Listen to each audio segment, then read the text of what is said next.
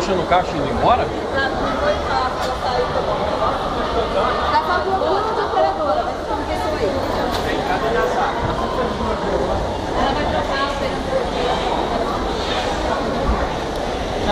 Segurança. Segurança. Não tem ninguém avisando lá na portaria que tá, o shopping tá fechado por falta de energia? Então, provavelmente deve ter. É, porque eu entrei, não tinha ninguém lá. Agora o senhor entrou? Eu entrei tem mais 1 hora já.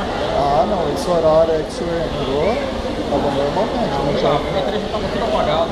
Tava? Ah, então ele já estava informando, então. Não tinha ninguém nas cancelas. Se tivesse sido informado, eu não tinha nem entrado. Mas eu acho que já Não tem, pode né? ter. Agora deve ter já.